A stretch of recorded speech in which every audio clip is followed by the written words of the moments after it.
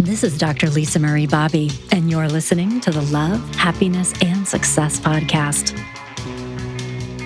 Have you ever felt like a relationship was sucking the life right out of you? If so, you may have been dealing with an emotional vampire.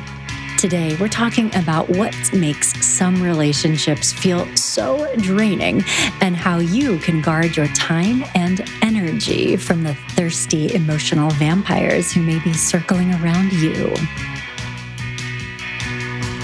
White on white, translucent black capes, back on the rack. I have to tell you, in recent years, I've begun looking forward to the Halloween season for different reasons than I used to. I still enjoy seeing my kids dress up in their Halloween costumes and, of course, helping myself to some of their chocolate after they're asleep. But I've come to really look forward to Halloween for a different reason, which is having the excuse to trot out old goth standards for you. On today's episode, Emotional Vampires, featuring, of course, Bauhaus with Bela Lugosi's Dead.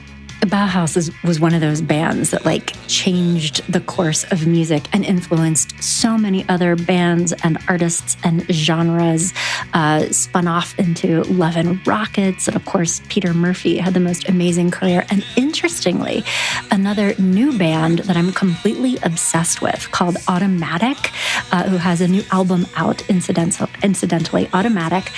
One of the artists in Automatic is actually the daughter of one of the members of the original Bauhaus, the drummer, I believe. So the webs are interwoven and the music lives on in different ways. I think it's so cool.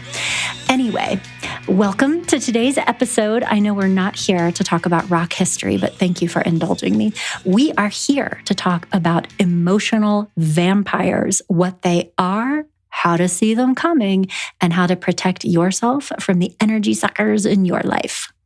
And hey, thank you so much in advance to those of you listeners who reached out ahead of the taping of this show to share your emotional vampire stories with me. I'm going to be addressing some of these situations in the podcast today, and I really appreciate you getting in touch. And if you also would like to get in touch with me, you can contact me on Instagram at Dr. Lisa Marie Bobby, through my website at growingself.com. If you go to our blog and podcast homepage, so growingself.com/blog-podcast, you'll see a form to submit your question or comment. And you can also record a voice memo for me if you are brave enough to have me play your question on an upcoming episode. And you can certainly also get in touch with us through Facebook at Lisa Bobby, and then just in the comments section of the blog at growingself.com. Okay, so diving into today's topic.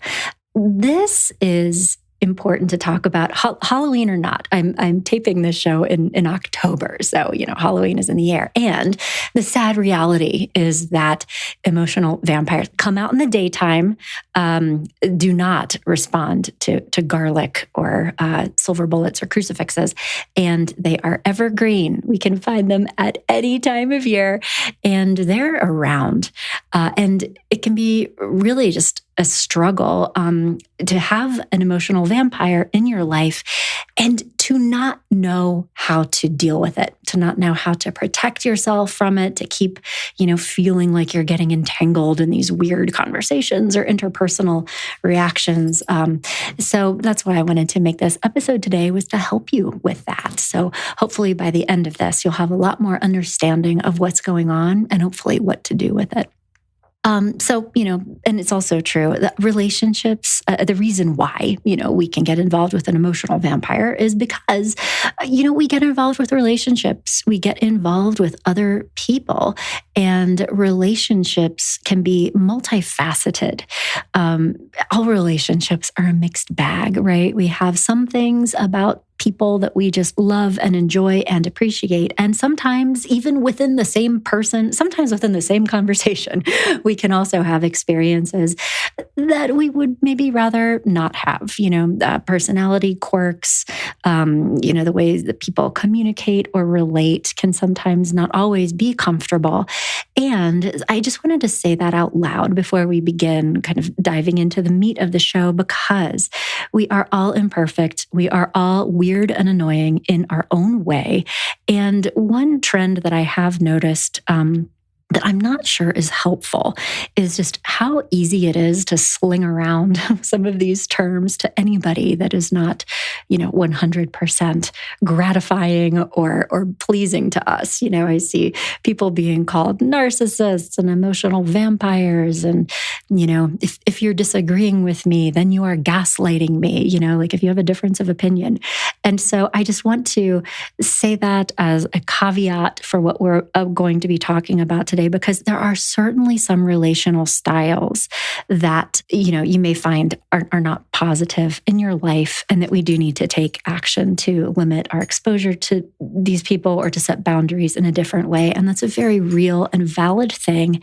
And also just a quick reminder before we do that, wanting to talk about the importance of also having compassion for our fellow humans. Again, everybody is a weirdo in their own special way. And so, to have grace for them and also for ourselves. Even healthy people who are wonderful in relationships can also be going through life experiences or circumstances that make them, more in need of comfort and care and support for us, and maybe a little bit less able to be the kind of friend that we want them to be, and that they usually are, right? So just as we're talking about these things, I want you to be also thinking about the context and be thinking about our fellow humans with empathy and understanding that, there's an ebb and flow. And sometimes people are going through stuff that maybe makes it a little bit more challenging to stay in the ring of relationship with them. And, those are the times that they need us the most. And so to not just abandon people if they're not being as gratifying as they usually are, and also to be able to cultivate relationships that will support us when maybe we are not being as fun or interesting or, thoughtful friends as maybe we usually are. We need each other. And so there's that. Okay, so with that aside, it is also true that some relationships can maybe not start this way, but even over time evolve into these dynamics where you feel like you're giving a lot more than you are receiving from another person, right? It feels out of balance.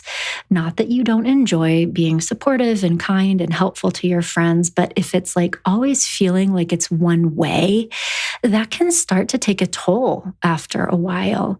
It can begin to feel draining emotionally to talk to folks like this or spend a lot of time with them. And they can also begin making requests of you that start to feel like too much, requests of time, assistance, emotional support. And, it can be difficult to gauge that balance. Again, things can ebb and flow. Sometimes a friend goes through something and it sort of feels like that. And then it kind of, lifts back up again. So that experience was sort of transient, like maybe they were going through a bad breakup or a divorce or a difficult life circumstance or a health thing, understandable.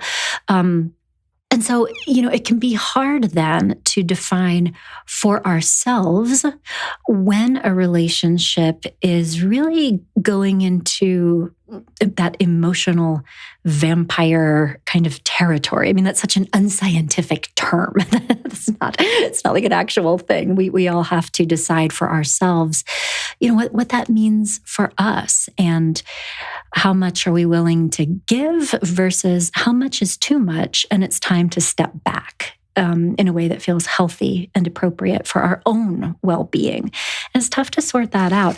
And it's also true that these kinds of unbalanced relationships can happen in every domain. I mean, can certainly happen with friends, coworkers, a family member, a significant other, somebody you're dating, and it is also true that they can show up anywhere, but also that there is a very interesting interplay between them and you. And by you, I mean us, right? So there's one part, which is the way that they may be behaving and engaging, but it's also worth considering and using as the opportunity for growth, this idea that part of the reason we may be experiencing someone as draining or difficult, or relationships as being out of balance, is because of our own reactions or expectations or ways of communicating or relational dynamics.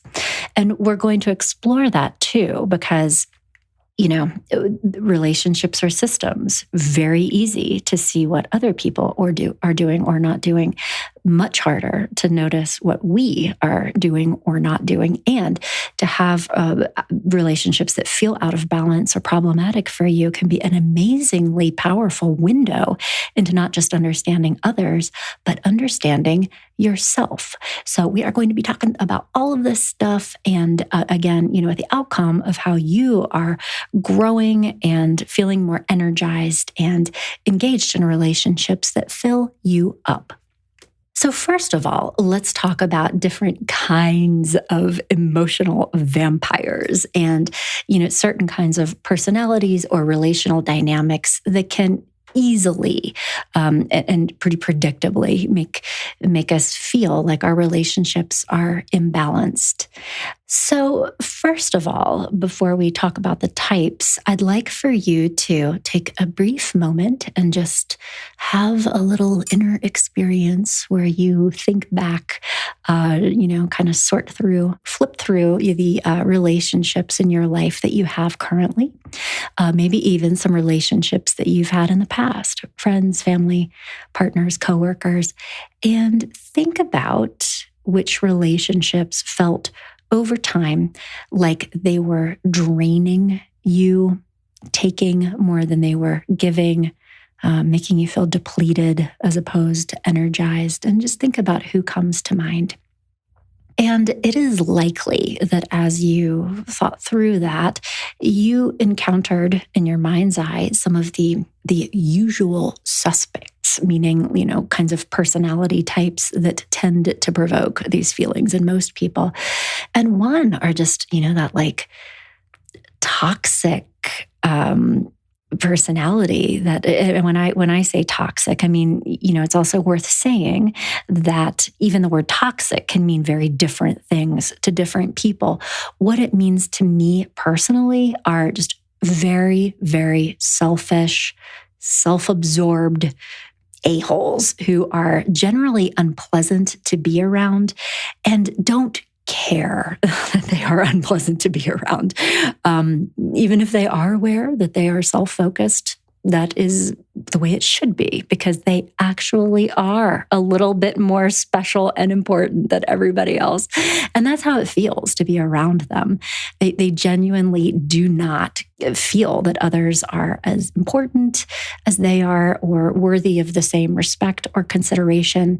And on a subconscious or even conscious level, have expectations that other people are here for them, to serve them, to do things to them, to give to them, to be nice to them, to make them feel good. It is one way.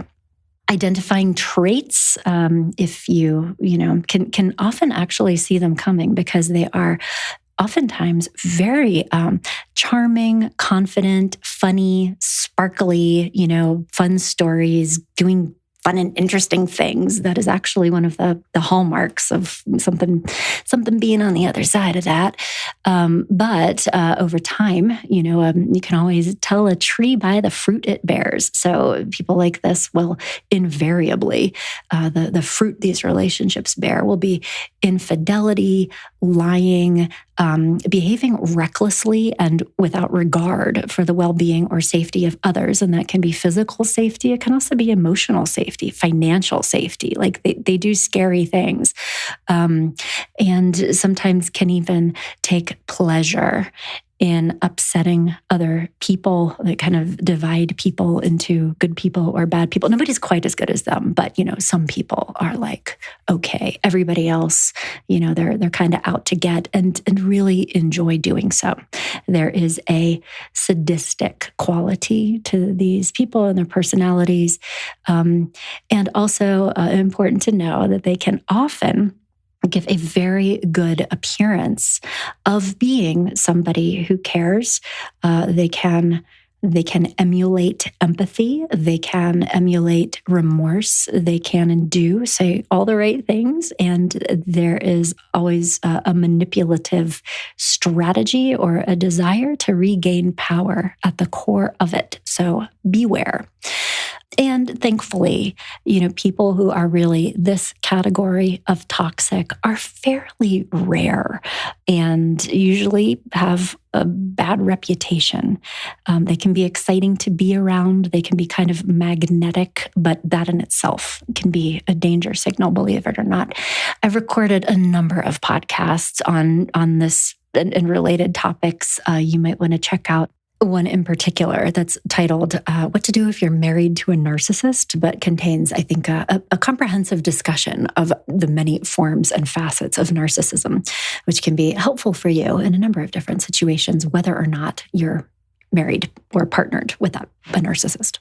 So one of the great things about people like this is that you can usually see them coming or they out themselves pretty quickly.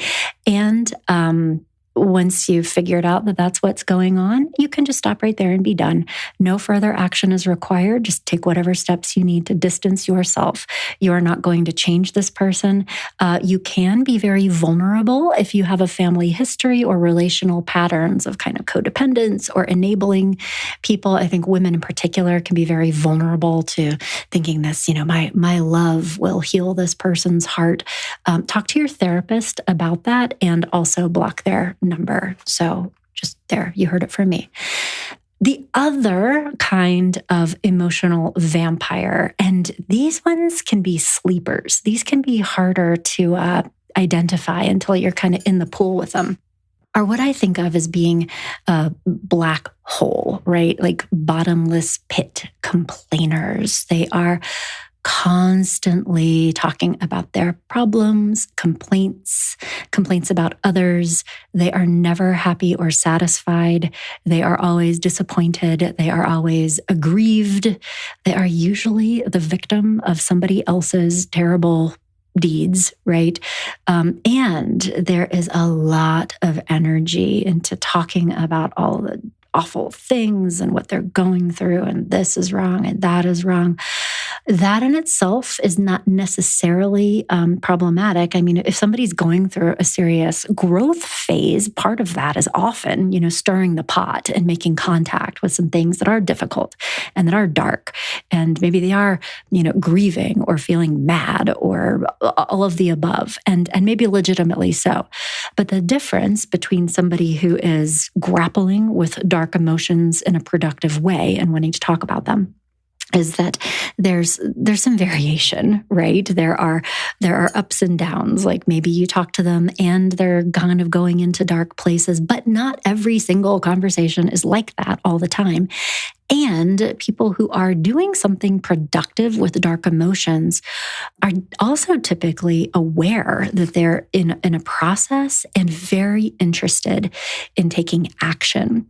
They are grappling with dark emotions for a productive reason. And you will also hear them talking about the insights that they're developing, new awarenesses, things that they hope to do differently in the future, lessons learned, so again, going into the darkness is a positive thing, but you have to kind of come out with something sooner or later, right? In contrast, people who are more in that emotional vampire category genuinely believe that venting or just talking about it is it. Like that's it. I'm talking about it, therefore I'm doing what I'm supposed to be doing. And they, can kind of like, if not enjoy it on some level. It's very familiar, right? Laying around in dark rooms, listening to gloomy music. They can't do anything often because they're recovering from something. They are oftentimes, I hate to say this, but it's true, often prone to self-indulgent behavior that creates more problems for themselves and others, leading to future catastrophes and problems and things that upset them. But they really lack the insight that they have a hand in shaping their own reality. And that is so frustrating.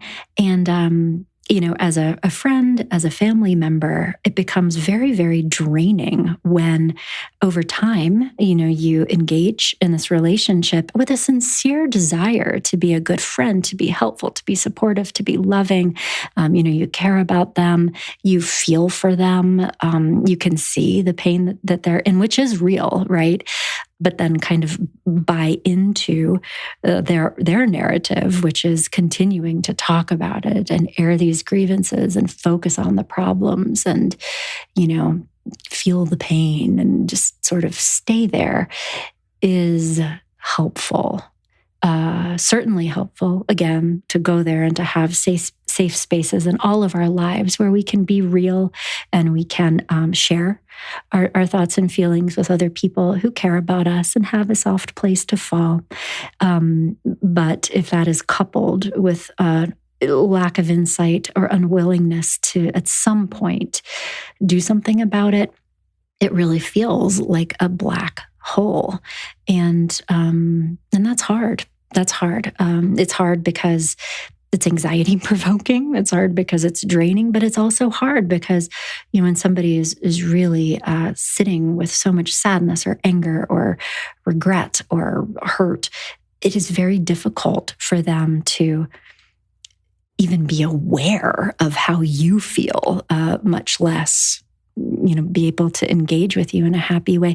And I think it's also, these kinds of relationships can become very obvious when one person, sometimes people even sort of like connect in this place, like they're both going through similar things. And so they bond and there's a lot of similarities and empathy and they can talk about the dark stuff and that's great. And, when one person does start to grow and change and shift or build positive things in their life or even have happy milestones, like maybe gets into a really great relationship or, starts doing more positive activities or getting healthier or getting a new job that they like more, getting engaged, having children, like really positive, good things, even just going on a fun vacation.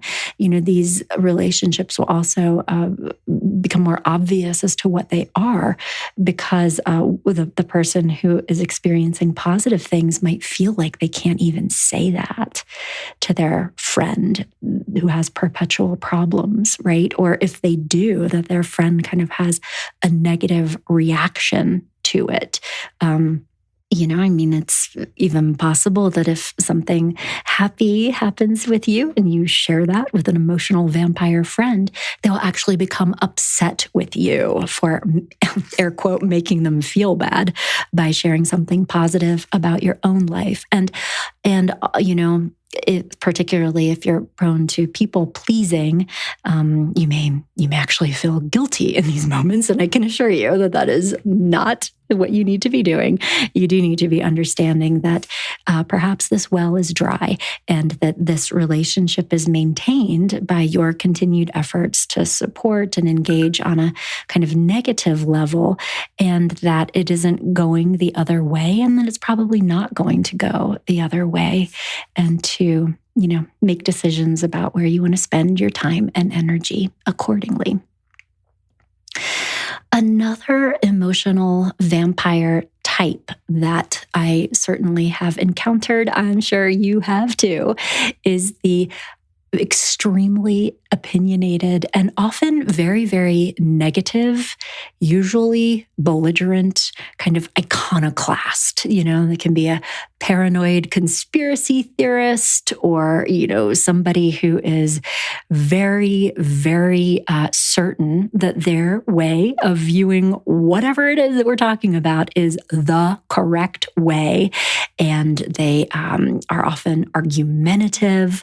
They will engage in a belligerent way and really take some pleasure in tangling with people who disagree, or even not. I mean, they'll tangle with people around anything. You can say the sky is blue, and they'll say, no, it's more of a gray, just like anything.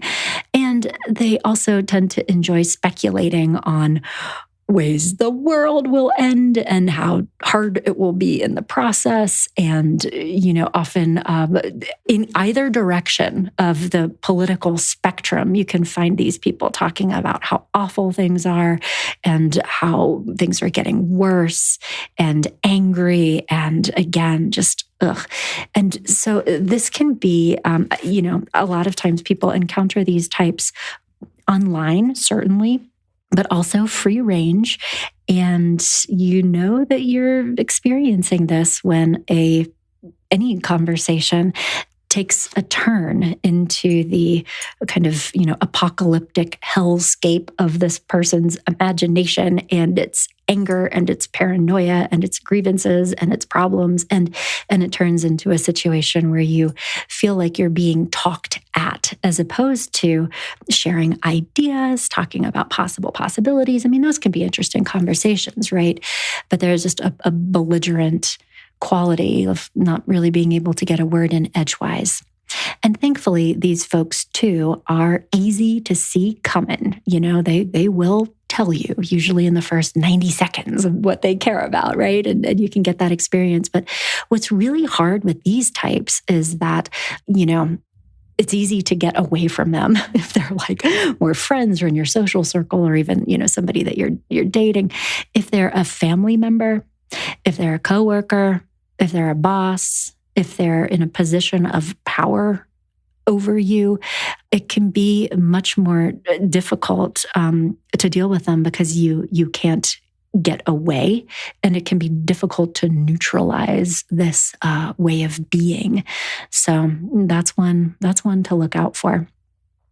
And there are other kinds of emotional vampires. I mean, I think, as I was preparing this, I was thinking about, these are probably the kinds of emotional vampires that are true for me. These are the kinds of personalities and situations that make me feel drained. And we all have our own. There are many types. I think another one for me, I intensely dislike people who seem very agreeable, pleasant, yep, whatever you say, no problem, sure, and are deceptive or are not being truthful or authentic about how they really feel. That is a super hard one for me. And that feels, I don't know if vampire is the right way, but I think it is. I've spent time and energy engaging with people in these relationships, and, to be feeling or hoping like you're having one relationship, and it feels impossible to create a truly connected or healthy relationship because of this predisposition to conceal or hide or deceive or avoid, talking about things in an authentic, direct way. I struggle with those relationships. Another one that I know it can be hard for me, and also many of my clients, are in that just very, very needy category. Someone who is very insecure, sort of self-focused in their insecurity. Like, am I okay? Do I look weird? Did I do the wrong thing? Me, but really pulling for external validation or confirmation from other people all the time. Often can be very demanding of time, attention, affirmations. If they're not sort of obsessing about negative things and really wanting you to tell them it's okay and they're okay, they might be fishing for compliments. And also, oftentimes, I think what goes with that is seeking to be important or helpful, but in intrusive ways that are still self-focused. So, if you're talking about something with somebody somebody who is really into a certain vitamin supplement or spiritual practice or, CrossFit or one of the things, it turns into them intrusively and fairly insistently telling you about what you should do that is like what they should do. And again, probably well-intentioned. I mean, they're trying to be helpful, but it's just this, everything, it just always turns back to them. And if you say, this is feeling bad for me, or this isn't helpful, or I wish if, we could talk about something else, then it still turns into I am the worst friend. Oh my God, I don't know how you could possibly put up with me. I know I'm so annoying. And it's like, tell me that I'm okay, because now we have to take care of me again. So that can be incredibly draining for many people, including me. And then also melodramatic types may be, perceived as very manipulative. Most of what they do is designed to get certain kinds of reactions for others, and then not really take accountability, both in positive ways and negative ways.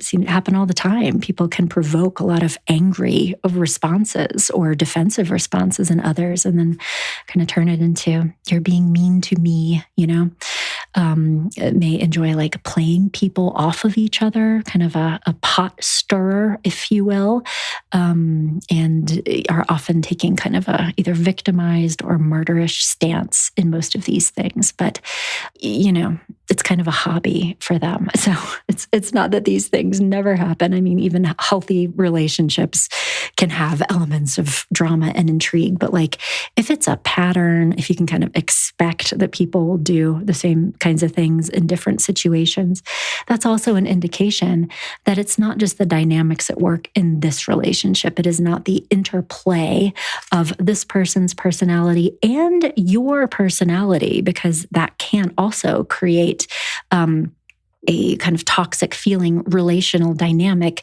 that is not attributable to it being one person's fault, right? You can have a toxic relational dynamic that develops from the interplay of two people, not just because of one. So that's important to know. But again, when you can observe these kinds of people, these kinds of personalities behaving the same way with different people in different situations, and also seeing other people have similar reactions to the reaction that you have been having, that is a really valuable source of information that can help you make really positive and healthy changes and choices. Even thinking about patently abusive relationships. I mean, domestic violence, intimate partner violence, any kind of abuse. One of the features of these relationships is the isolation. An abusive person who's seeking power and control over another will always try to limit their access to other people, other situations in some way or another. And I think it's exactly because of this. When we are able to observe people out in the world interacting with others who aren't us and getting similar negative reactions, or sort of being able to see them operate more globally, that is a huge source of empowerment for us, because it in an abusive relationship, it's very easy to get tricked into believing, it's my fault, or it's just the circumstance, or they had a bad day and that's why they're being weird. But all that evaporates like fog in the morning when there are other people around saying, no, that's actually messed up, or they shouldn't be saying that to you. They shouldn't be treating you like that. Or even, again, observing other people also struggling with these same behaviors that you are struggling with. So, and that's also a tool, if you are in doubt, if you think that you might be engaging with an emotional vampire that you need to set different boundaries with, take them out, get them together with your friends, give them opportunities to interact with others, and watch what happens. And those experiences can be confirmation for you. I will say that one of the drawbacks of therapy, So I'm a therapist. I'm a licensed psychologist. I'm a licensed marriage and family therapist. I am also a board certified coach. And one of the drawbacks truly that I have experienced in individual therapy sessions with my clients is that I am largely limited to understanding my client's world through their eyes and through their interpretations of what's happening in their relationships. It is whatever they tell me is filtered through their belief system. And so I'm really relying a lot of times on their self-reports. This person was mean to me. This person is abusive. This person is XYZ. It could very well be true and often is. And because I'm also a marriage and family therapist and have the benefit of working with couples or families in the room, multiple people, it is a huge source of information for me as a therapist to see the way people relate to each other. Right? And an ethical therapist, I would not have an individual client who I work with individually and also have that person as a client in couples counseling. That is a big ethical violation, and ethical providers wouldn't have that kind of dual relationship with you.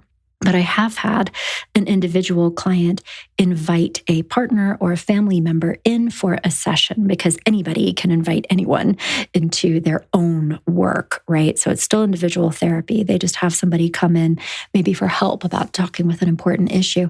And it's very interesting to see the way that they behave with others and to see the way that those behaviors impact others, and oftentimes outside of their awareness. And so I also just want to share that because it can be very easy to get into a narrative about, where we're labeling and categorizing other people's behaviors and ways of being as being problematic or hurtful for us, and not having a lot of insight into how we are co-creating that relational dynamic or interpreting certain things very much through our own filter without realizing it. So that can be another real tool and advantage to get clarity about relationships and the nature of these relationships, but also for our own growth.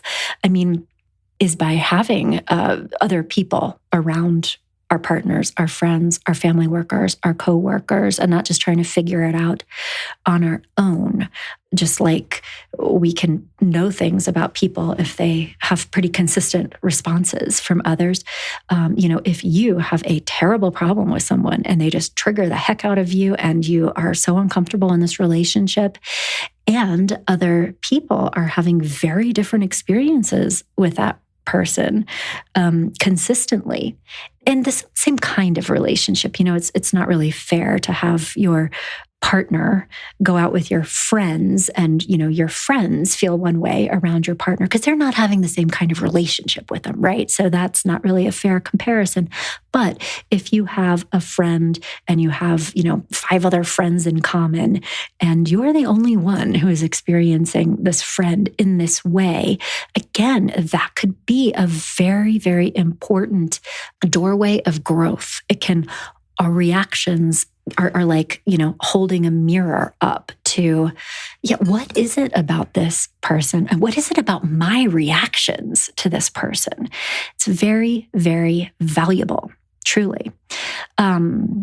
Because if you determine that you have an actual, real deal emotional vampire in your life, you only really have a few choices, right?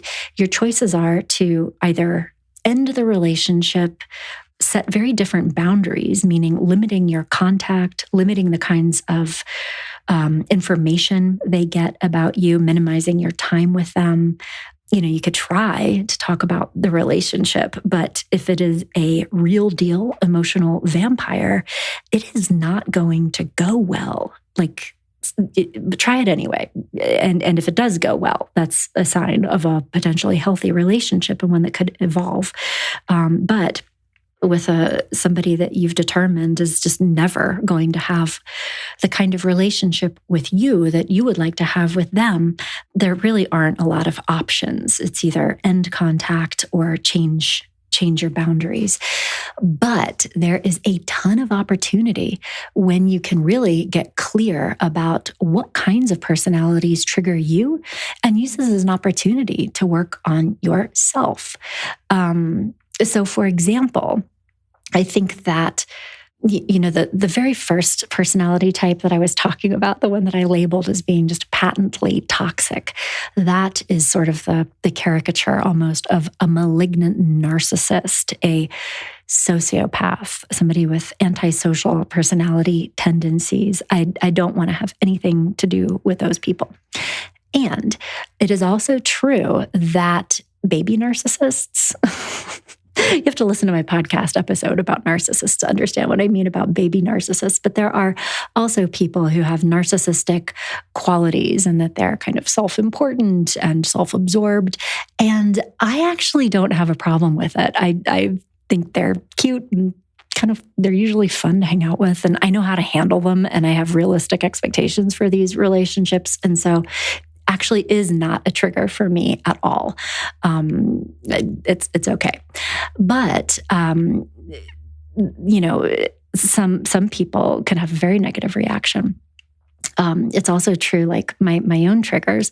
I have people say to me all the time, when they hear what I do for a living, they're like, oh my gosh, I can't believe how draining that must be. How do you do it? Is it just sitting around and listening to other people's problems, and it must be exhausting. And the truth is that I do not experience my work as a counselor or a coach in that way at all. I do spend a lot of time with people hearing about the things that bother them, the things they're upset about, the things they're angry about, the things that they feel hurt by. And I experience that work as being quite energizing because I am in a role to be able to be helpful for them. And also because, I'm not having that conversation unless me and that person have a therapeutic contract for change. They're here in my office telling me about these things because they want it to be different. They want it to grow. That is why they're telling me about it, as opposed to, their sister or their friend or the person at the convenience store checkout counter, So it's a very different experience for me. But, I have certainly personally felt definitely drained, in personal interactions where that contract for change isn't present. It's just me kind of endlessly listening to somebody go on and on and on about all these awful things. And I think the feelings of helplessness that it brings up in me, like really wanting to help that person, but knowing that the ways that I have to be helpful to that person, like as a therapist or a counselor, I can't do that with people who haven't asked me specifically to be doing that with them. So I think that that's when it starts to feel hard for me because it feels like my hands are tied. And so I think that it's important for you to be reflecting on not just the kinds of people who feel draining, feel like emotional vampires for you, but why? Why is it that you feel drained in these interactions? And sometimes the most interesting thing that we can learn about is what certain situations require from us in order to be healthy. And if we have growth work to do in those situations, we can feel those relationships as being draining or requiring a lot of emotional effort or anxiety. There can be angst around them, but that it's a very positive growth experience for us. So for example, if you tend to feel guilty about setting boundaries with others, if it is hard for you to say no, if it is hard for you to put your opinion out there or request for your need to be met, you can be pretty sure that you'll have a lot of relationships that feel draining for you because you need and want and deserve things that you are not communicating. So the relationships that will feel the best for you are going to be ones with people who are highly empathetic and emotionally intelligent and really like able to give you what you need without you having to ask for it, right? Anticipating your needs, caretaker kinds of personalities, because not that everybody else in your life is an emotional vampire, it's because you have trouble advocating for yourself. So relationships will feel draining. I would refer you to a podcast episode I recorded about, are you a people pleaser? If so, how to stop, to learn more about that.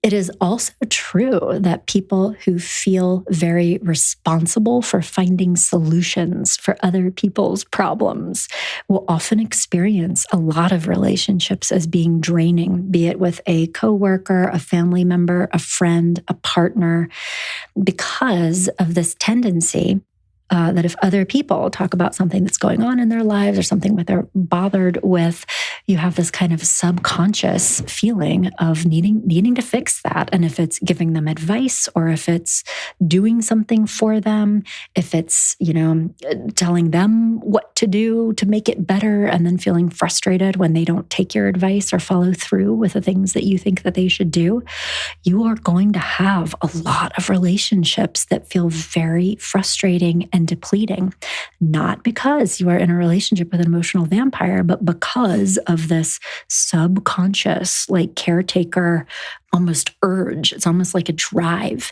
So if you grew up in a family of origin with an alcoholic, if you have those codependent tendencies, or if you tend to be kind of an action-oriented person who's very comfortable with taking action and doing things, and things are easy for you, being in relationships with people who don't think that same way, or don't find it as easy to immediately take action to do things, those relationships are going to feel hard for you.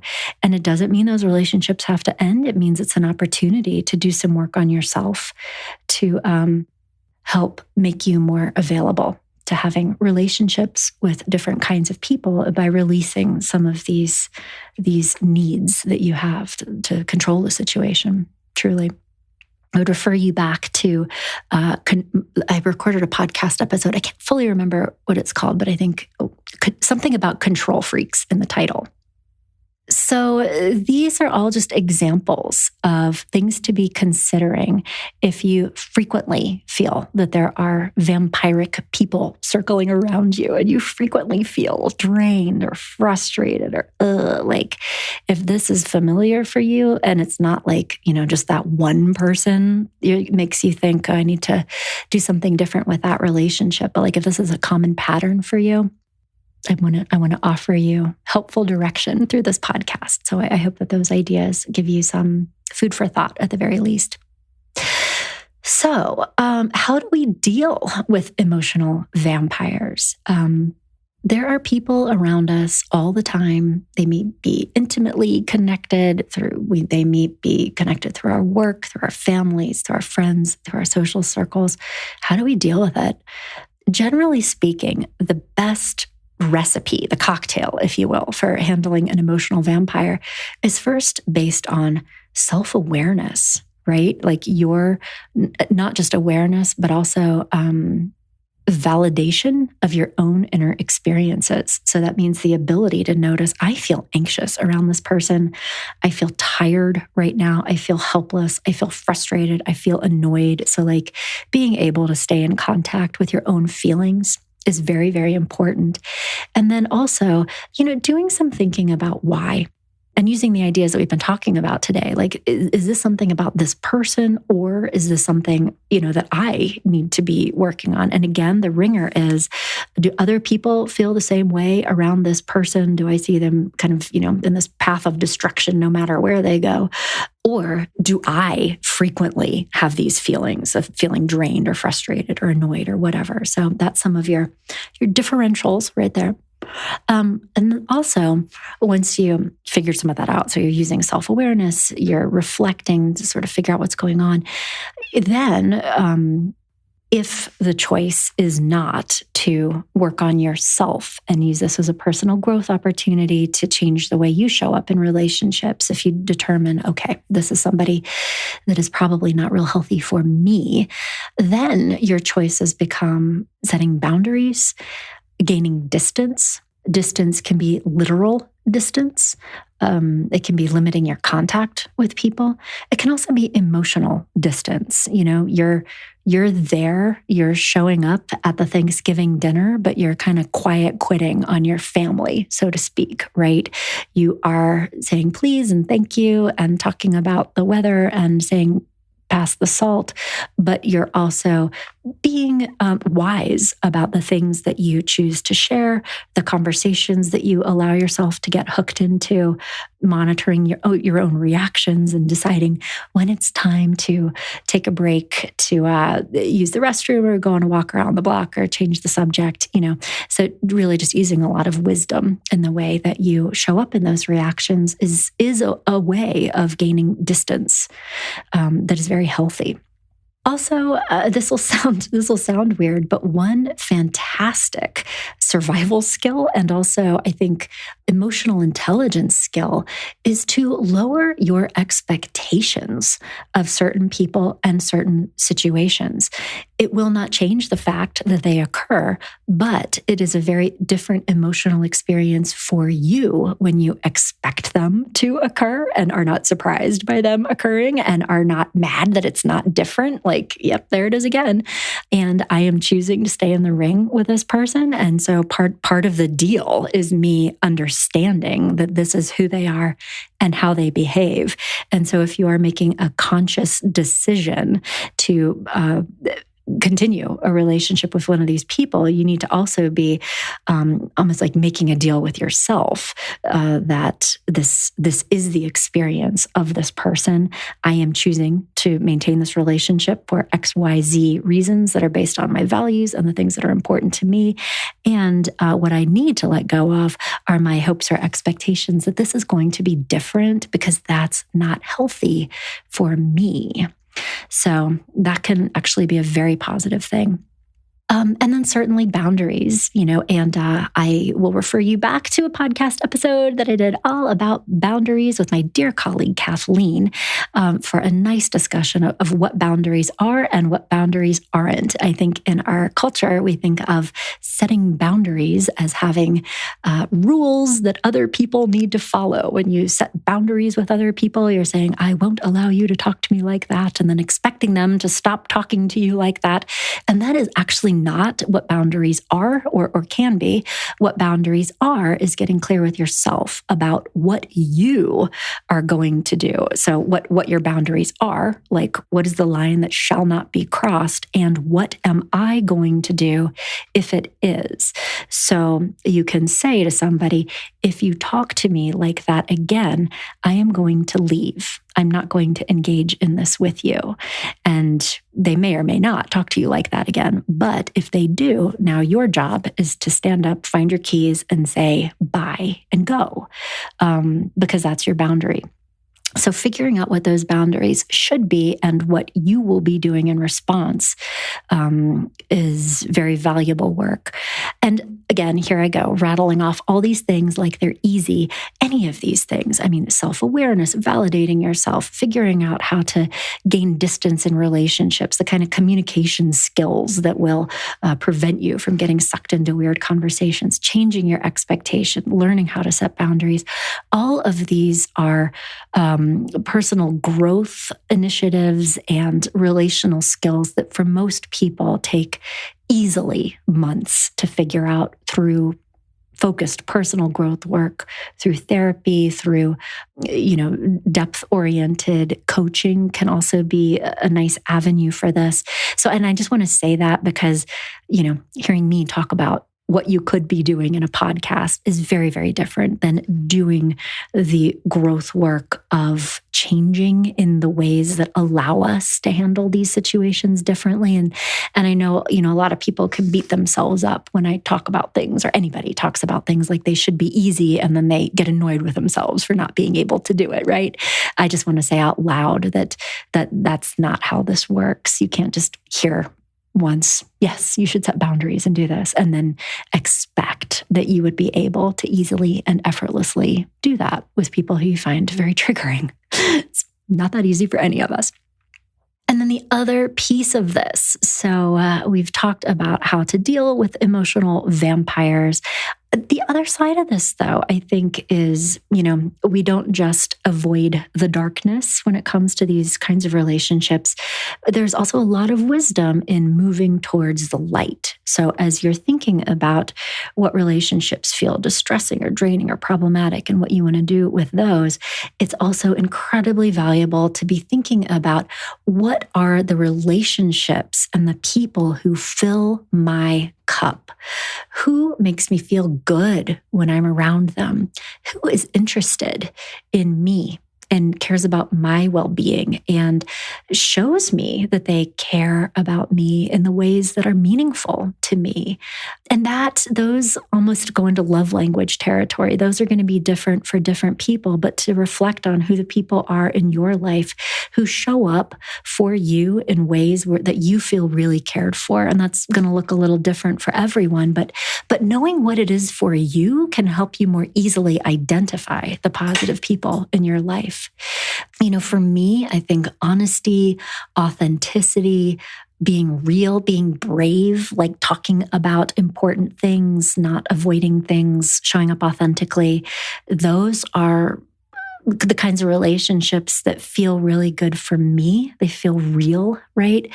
But also relationships for me where I feel that people are reaching out to me and kind of caring about me and interested in my feelings and my well-being. And also giving me opportunities to be interested in theirs. So it feels balanced. Like I have some friends and we get together and, maybe one conversation we're talking about all the recent stressors in their life. And then in the next conversation, I'm downloading about all the things that are going on in my life, So it's not that it's all like happy and positive all the time, but it does feel balanced and it does feel real. And you probably have different kinds of relationships and different things that feel important for you, but to think about what they are and to actually write them down, it helps create clarity for us. And then, with that information, be able to intentionally spend more time and more energy cultivating those relationships. I mean, maybe as I just invited you to think about who are the important people in your life, the people that make you feel good. Maybe some of them are people that you're already intimately connected with emotionally, good friends, good family members. Maybe they're people that feel very positive and promising to you that you haven't cultivated a deeper relationship with. And that would be a wonderful sign that it's time to spend more time with that person. Furthermore, it's also true that by intentionally cultivating deeper relationships with positive, healthy people, it strengthens our ability to move away and to set limits with people that we've determined are less healthy. It can be a real vulnerable space when we have attachments to people who, probably aren't great for us. But if those are the only people that we have, it can be hard to set the limits and set the boundaries that we need to set in order to be healthy. The more positive people that you have in your life, the easier it will be to do that. So yeah, that's a discussion. And I hope that was helpful to you.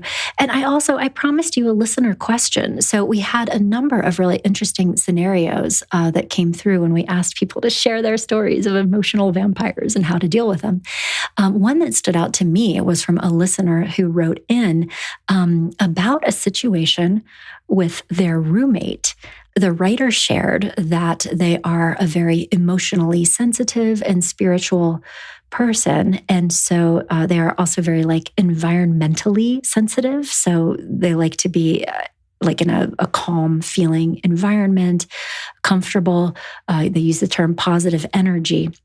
And they shared that they currently have a roommate who is going through a lot internally right now. So emotionally reactive, very focused on problems, a lot of complaining, talking about themselves in a negative way.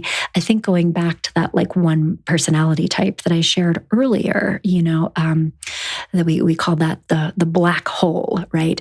And so this writer shared actually quite a bit of information about their experiences with this person, their mood, how it kind of changes the atmosphere in their shared living space, how it's very difficult to feel positive around them, and goes on. And I won't go into details for fear of any identifying information being shared.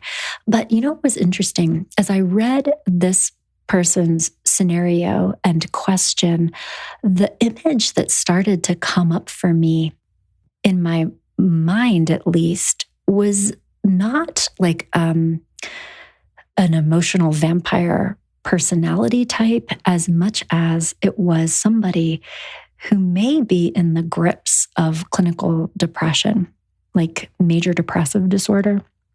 And this is a little bit of a bind because there can be emotionally draining personality types, and there can also be people in our orbits who are not okay. And we feel how not okay they are energetically through our interactions with them. It's especially if you're an emotionally aware and sensitive person and empathetic, being close to some people can almost like ring you like a bell, like a tuning fork that's close to a sound. It starts to vibrate. And so, this is actually when I do clinical supervision with other therapists in training, something that we talk a lot about. Like, your feelings are also important information, and the way that we can feel in the presence of other people can give us information about ourselves, certainly. Also information about them can be related to personality type. And, this is not something that you want to pursue, but what if you are also understanding that this person is actually not well and probably in need of care and support? This can be very tricky. It's very difficult for people to have conversations about this sort of thing, particularly if they aren't aware that they may be in the midst of a depressive episode or are dealing with something like, generalized anxiety disorder or the legacy of trauma. And I do think that it is a caring and compassionate thing to do and a brave thing to do to try and have that conversation. I have noticed that you often feel sad and upset, that it's very difficult for you to, think about positive things. It seems like you're mostly focused on problems and negative things. I also hear a lot of, shame, self-blame, self-hatred when you talk. And what I have learned is that these can all be signs of major depressive disorder. I'm not sure if anybody has ever given you that feedback before, and I am not a licensed mental health professional. And I think it would probably be really, really important for you to at least get this checked out, because if that's what it is, you could feel a lot better. There are so many different ways. So many people have struggled with this and have come out the other side feeling like new people, and I care about you, and I'd love for you to have that outcome as well. And if you're interested, I went through the trouble of looking up, here's the college counseling center. Here's a place in our neighborhood. Here's this resource that I found for you. Here's an article where you can learn more about this. I could help you make the appointment. I could go to the first visit with you. I could drive you if you're feeling nervous about going. Is this something that you would consider? And, being helpful, being supportive, being compassionate, also offering like actual support. I mean, if people are really, really depressed, they're feeling a lot of shame and self-blame. They are feeling hopeless and helpless about anything, including whether or not talking with someone will be helpful. Maybe therapy helps others, but I am so hopeless that it will never help me. I mean, that's like a depression thing. And also maybe, struggling with like such low energy that even if they wanted to, it is legitimately difficult for them to, find a therapist online. I mean, that can be really challenging. So it's a very kind thing to do, to be an active partner for an unwell person to the degree that they are willing to let you. Also, taking this stance and offering this kind of support helps you set other boundaries with yourself, because having had that conversation with someone that you care about, then the next time they are like, oh, I hate myself so much, let me tell you all the reasons why. It is very easy to say, I know that's a feeling you frequently have. And that's one of the reasons I'm really worried about this depression thing. Did you ever follow up with that stuff that I shared with you? And you're changing the conversation. So now you're not just sitting there having to listen to them go on for 45 minutes about how much they suck. It is, turning into what are we going to do about this? That, maybe or maybe not, will they take action? But it is you setting a boundary and kind of teaching them, when you talk about this stuff with me, here is how I am going to respond to you, which is not sitting here for the next 45 minutes kind of nodding, understandably, while you go on and on about how awful everything is. So that is you actually setting healthy boundaries. You can learn more about some of these other things. Again, there's the Healthy Boundaries podcast episode. There's also an episode that I recorded about, is it depression?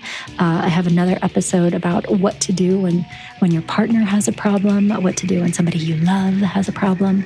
So I hope that you check those out for additional guidance. And if in hearing this, you think that somebody that you care about could really benefit from getting help, there are a couple of other resources that I have on our website. I put together an article called How to Find a Therapist that goes into a lot of detail about what to look for and what to avoid that can help you vet a therapist.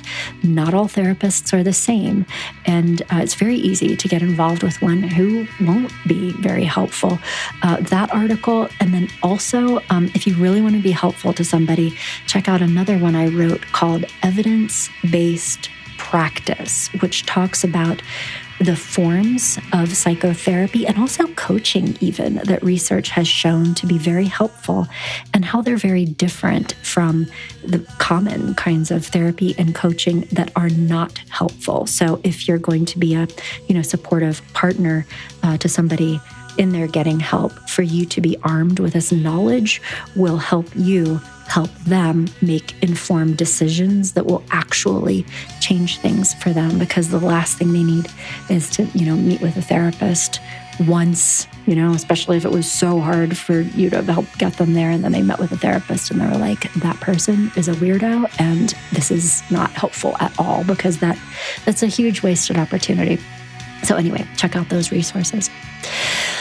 Okay, so much again in today's episode. I do hope this was helpful for you, and I hope you enjoy listening to more Bauhaus on the way out. I'll be in touch with you next time on another episode. And again, if you want to leave me comments, questions, follow-ups, you can do so at growingself.com.